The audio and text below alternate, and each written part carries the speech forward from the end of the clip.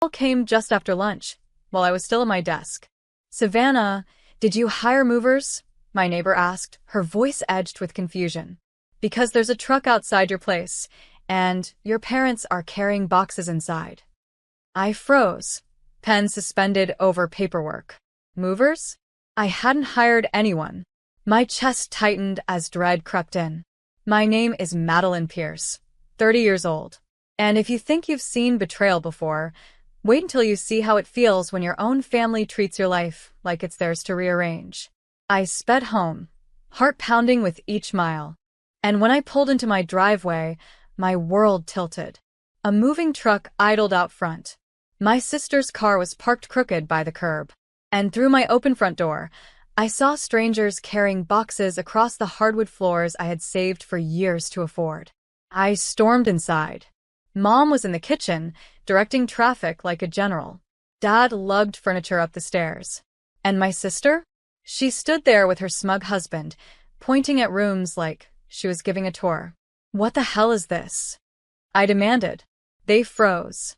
For one blessed second, guilt flickered across my mother's face. Then she smoothed it over with a smile. "Sweetheart, calm down. Your sister's family needs space. You don't need this whole house to yourself." My stomach lurched. "This is my house. Bought with my money. You had no right." Dad's voice rumbled from the stairs. "Don't be selfish, Madeline. Family shares." Shares? The word stung like acid. They weren't sharing, they were stealing. I looked at the boxes with my sister's name scrawled across them, littering my living room like landmines. And I realized this wasn't a mistake. It was an invasion. My voice came out sharper than I intended. "Get those boxes out. Now." But Mom just waved her hand like I was being dramatic. "Don't overreact, Madeline. Your sister's family is struggling. You've got this big place all to yourself. You'll adjust." Adjust? To strangers in my kitchen? To my bedroom suddenly repurposed for her kids? I clenched my fists, heat rising in my chest. "This isn't charity," I snapped. "This is trespassing. You broke into my house." Dad stomped down the stairs, his face flushed with annoyance. "We used the spare key.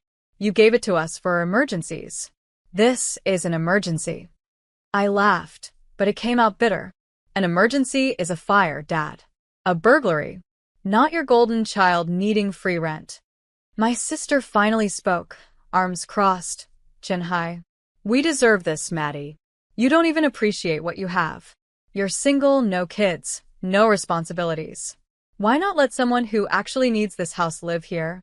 The movers shifted uncomfortably, glancing at me like they'd walked into a war zone. I turned to them, my voice steady. "Stop unloading. This isn't authorized." One of them hesitated. "Ma'am, your mom hired us." "She's not the owner." I cut in, pointing to myself. "I am.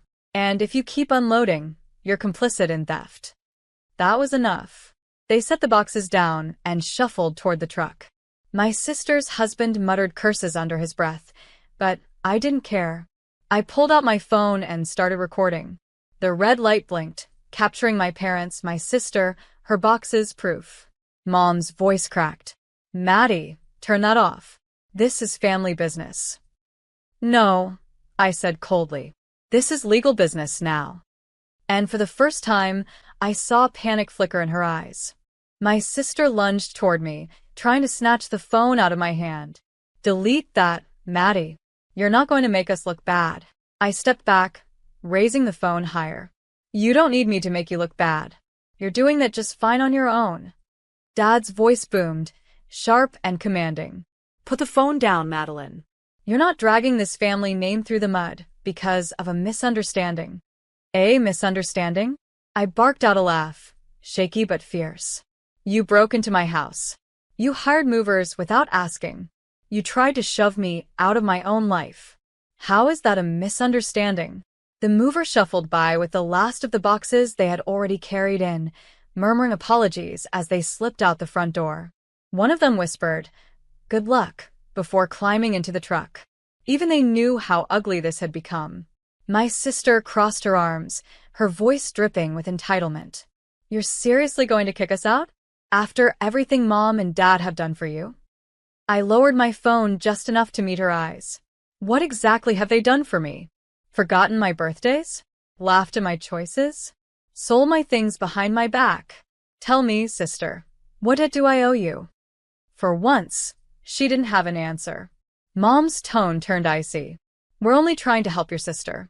Don't you dare turn this into some sort of betrayal. Don't I dare? I said, my voice trembling with rage. This is betrayal. And you've made it very clear where I stand in this family. At the bottom. Always replaceable. Always disposable. Not anymore. Their silence was deafening. And for the first time I knew they finally realized I wasn't going to fold. I walked straight past them, heart hammering but my hands steady. At the front door, I turned the deadbolt with a sharp click and faced them. You're not welcome here. Not anymore. Mom gasped as if I had slapped her. Madeline, you don't mean that. We're your parents. I lifted my phone, scrolling to the video I'd just taken, the movers, the boxes, my family caught red-handed in my living room. This goes to my lawyer tonight. And if you ever step foot in this house again without my permission, I'll make sure the police see it too. Dad's face turned red, his voice booming. You wouldn't dare call the police on your own family. I held his stare. Try me. My sister scoffed, her arms crossed. You think anyone will believe you over Mom and Dad? Everyone knows you're dramatic. I smiled coldly. Everyone will believe the deed with my name on it.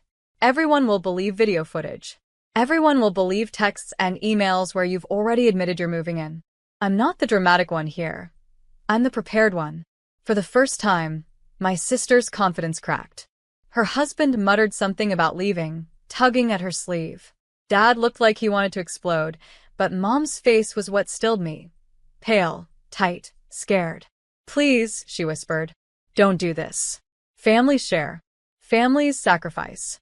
Funny, I said quietly. That only seems to apply when I'm the one losing everything. I opened the door wide and pointed outside. Get out. They hesitated, frozen, waiting for me to back down. But I didn't blink. Not once. Finally, they picked up the boxes and walked out into the night. I shut the door behind them. This time, the lock clicked like music.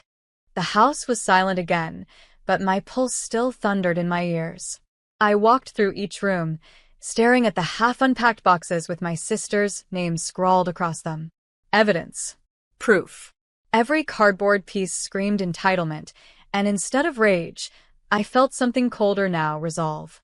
That night, I sat at my desk and drafted a message. Not to my family. To my lawyer.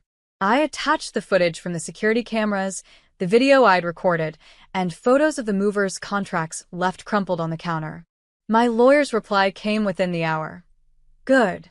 This establishes trespassing and attempted unlawful occupancy. Don't worry, we'll handle it.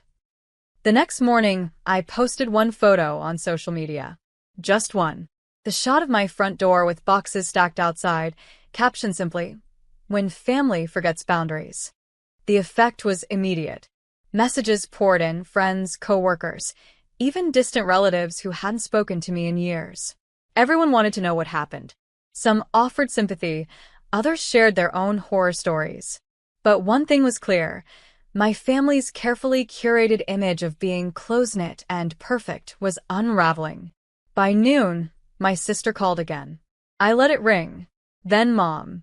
Then Dad. Finally, a text lit up my screen from Dad. Take that post down. You're humiliating us. People are talking. I smirked at the words. For years, I had been the one humiliated, dismissed, erased. Now, they were the ones choking on shame. I didn't delete the post. I pinned it to the top of my profile. And for the first time, I realized my revenge didn't need shouting or violence. It only needed exposure. Their actions spoke louder than anything I could ever say. By the end of the week, the cracks in their reputation were everywhere. At work, my sister's boss confronted her about the photo, asking why her family was in the middle of a trespassing scandal.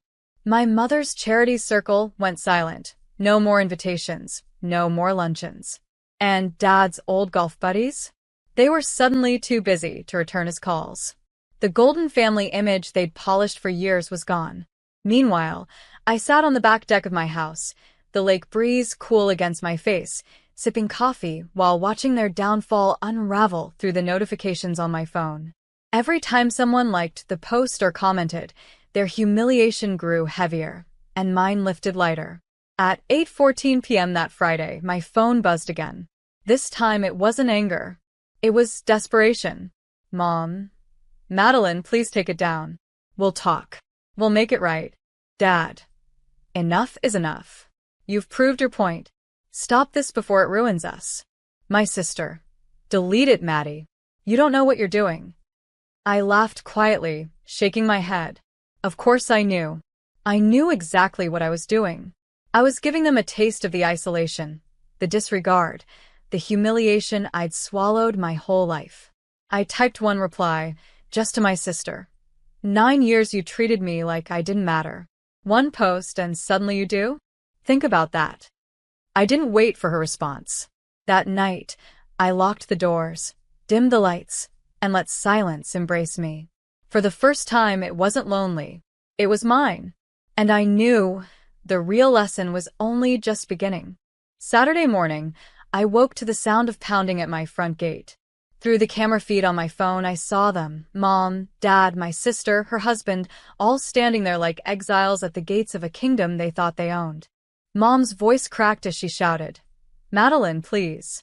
We can talk this out. Don't do this to us. Her mascara was streaked, her pearls missing. She looked nothing like the polished matriarch she paraded to the world. Dad, normally booming with authority, sounded smaller than I'd ever heard him. Maddie, you've made your point. Enough.